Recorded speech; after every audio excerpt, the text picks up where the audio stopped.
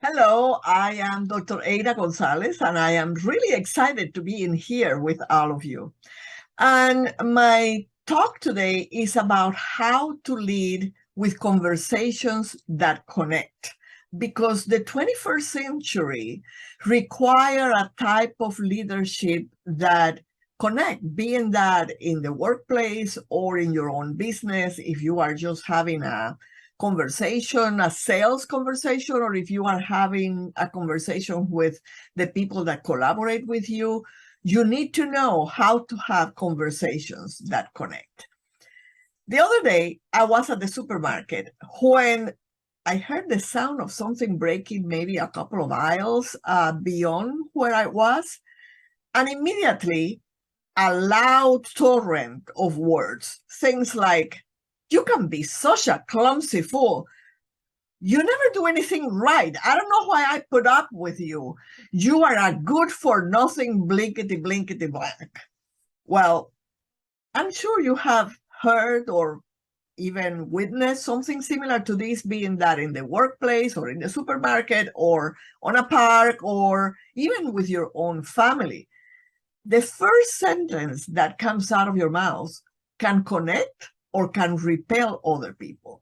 And when you hear things that you don't like, things like, "I don't care," or "What's your problem?" or "Why are you so clumsy?" or "How come you did that wrong?" you immediately want to close your ears and run away. You don't want to stay there talking to that person. And these are the kinds of negative words that can bring problems, conflicts, and create havoc in relationships. So over time, if you keep saying more critical things than positive things, you end up forgetting how to have positive connections and how to have positive conversations. And you know what? If you don't learn to communicate better, you risk becoming financially and emotionally bankrupt, out of a job, heading to divorce court if it is with your partner, or unable to make your business profitable because you don't have enough connections. So the challenges, the changes, and the type of work that we face in this new century require more than ever that collaboration and that conversation that needs to be mostly face-to-face, because you really don't get the same when you are just on a Zoom like we are right now, even though we kind of connect, but it's not the same. And it's not the same as if you are just on the phone or if you are just texting, because you are missing a lot of the elements that help with that connection. And misunderstandings are more likely to occur. The opportunities for innovation can be lost because you didn't notice something. And the teams come together more easily in agreement if you are having face-to-face conversations. Interpersonal relationships are really the foundation for building consensus between people. And these are nurtured by conversations, not only by the conversations that have to be with the subject, but even by informal conversations. So leaders and entrepreneurs really need to have more conversations than what we usually have, I think.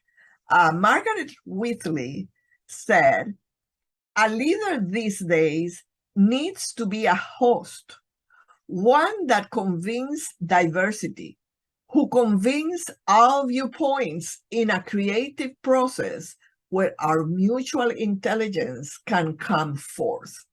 And to me, that's really the real challenge of diversity. It's not how many diverse people you have or you work with or you interact with. Is how can you help diverse brains come together in conversation?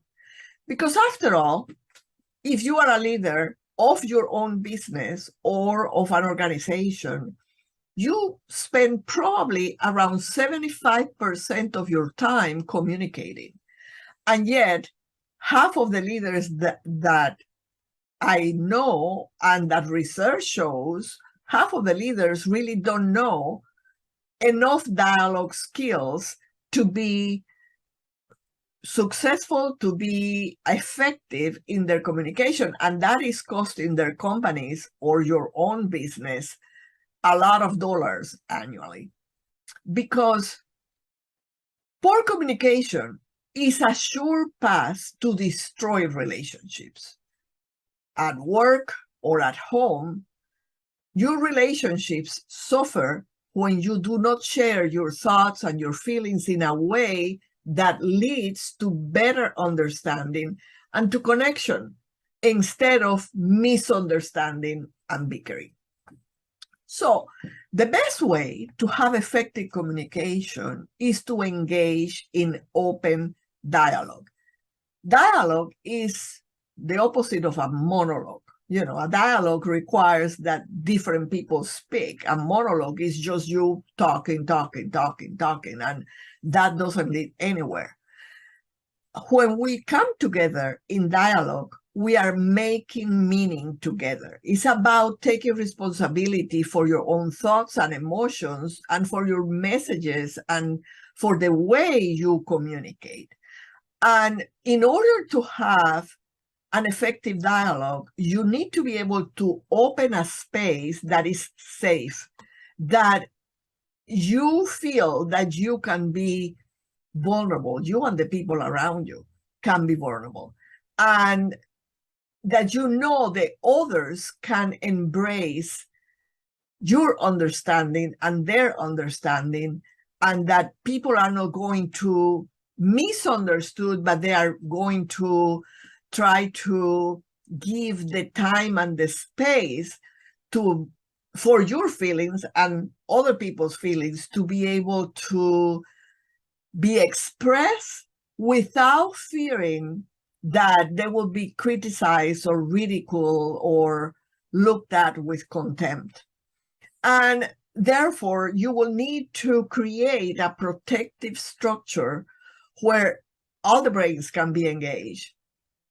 Because people that work together need to build some ground rules so that you can protect that process of dialogue.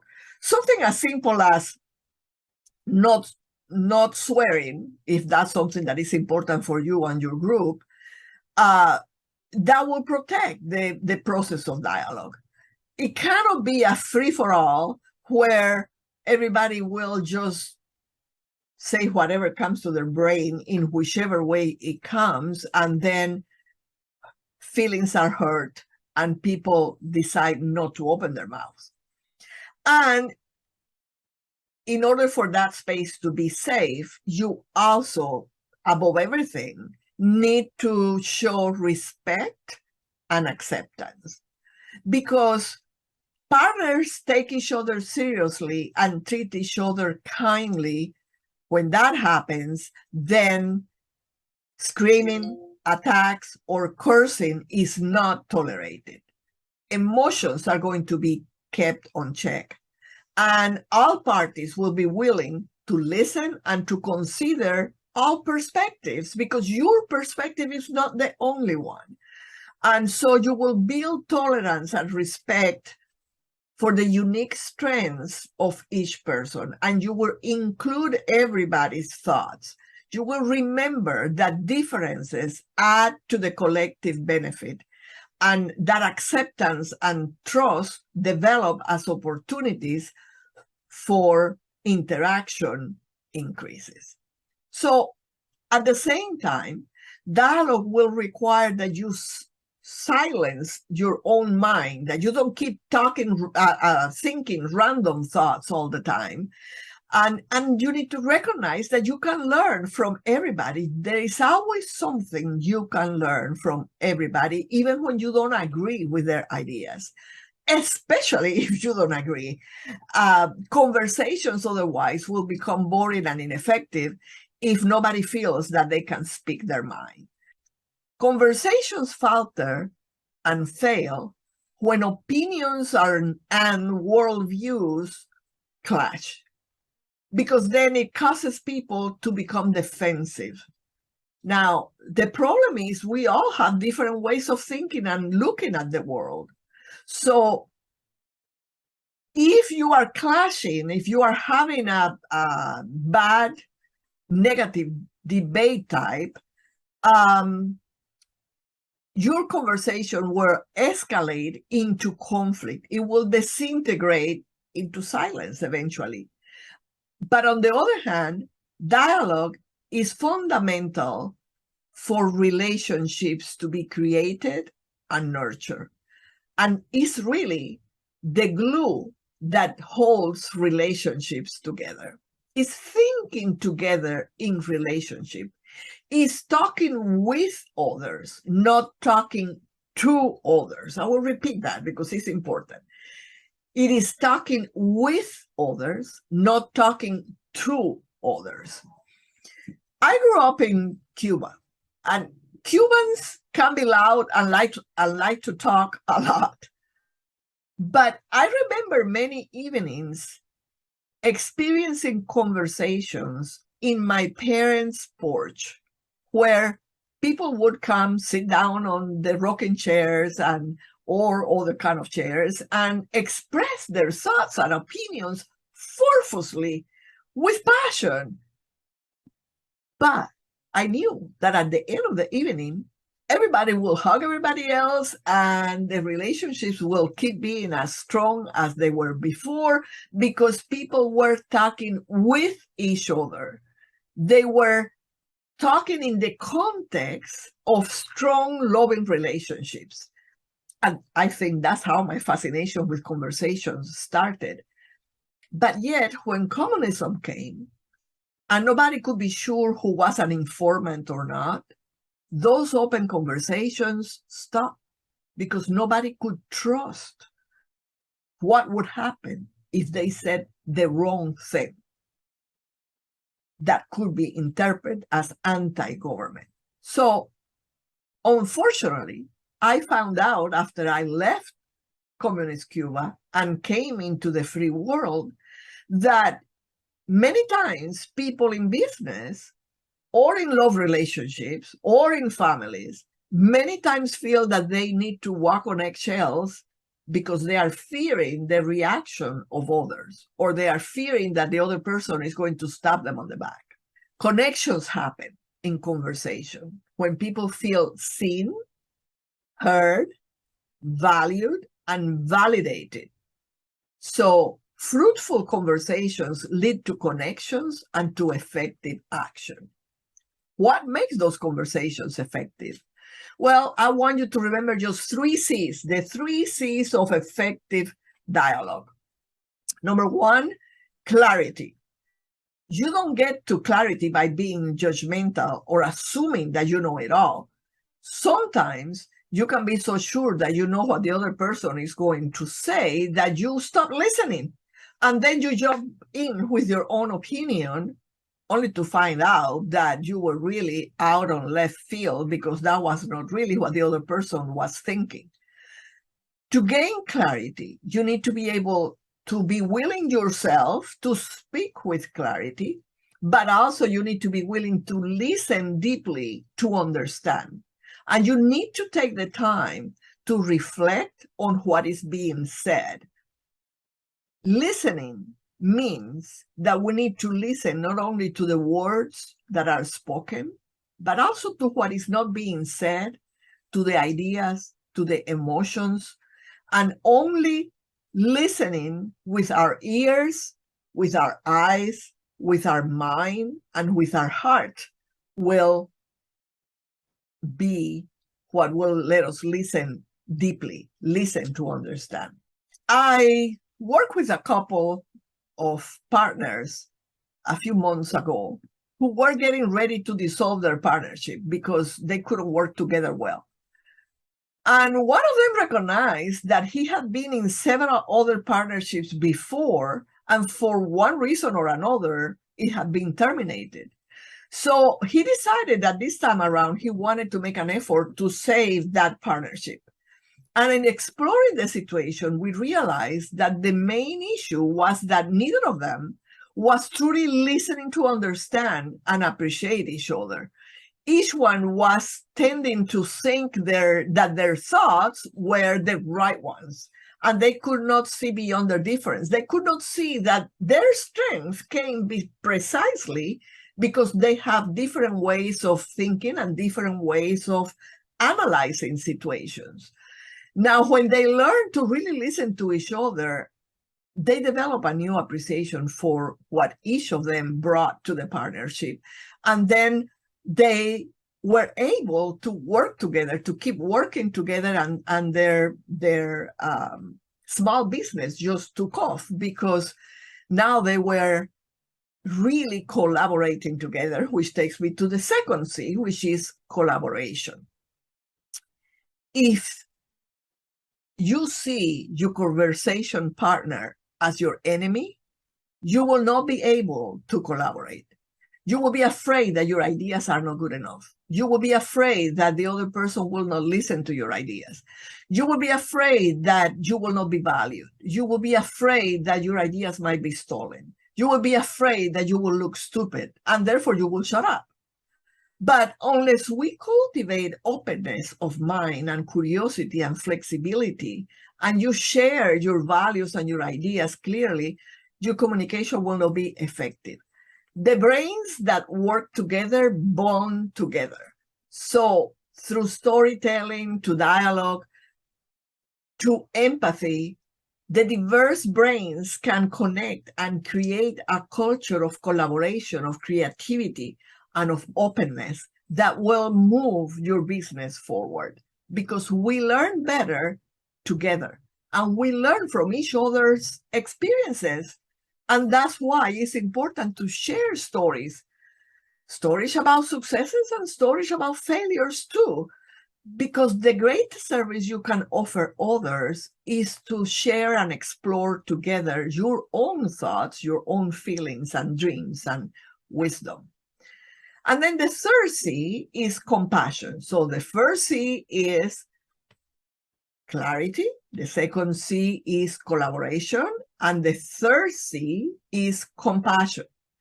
We live in a cutthroat world where many people, maybe you sometimes also, would rather trample over others in their quest to win and come on top. And that's when words become weapons and people go for the other person's jugular. A common excuse I hear for lack of compassion is, well, I just need to be honest. Yeah, I get it. You do need to be honest, but you don't need to be cruel. Honesty and kindness need to go together. Compassion will encourage you to embrace mutuality and to remember that if you want others to treat you with compassion, you need to be compassionate too. So I really hope that my few words will propel you to care enough to connect through conversations. Because, effective communication is really not rocket science. When you say that you don't know how to communicate better, what you really are saying is that you don't care enough to be clear, collaborative, and compassionate. In other words, you prefer to see your relationships disintegrate and your career flounder instead of learning or relearning how to communicate better. You don't want to put the time and effort into conversations that connect. Yet, if you really care enough to connect, your conversations will become the portal to wonderful relationships with others. And instead of killing relationships, your words will heal and enhance relationships. Your words will be like honey that attracts connection and invites collaboration. So again, my name is Dr. Ada Gonzalez, and I consider myself a conversation strategist. And I have worked for more than 30 years with individuals, couples, and organizations, especially around the theme of conversations that connect. And since you have listened to me today, you can find a copy of a PDF that I call Lead Through Conversations, and also an infographic that summarizes what we have just talked about. If you go to my website, transformativeconversations.com/conversations-paper.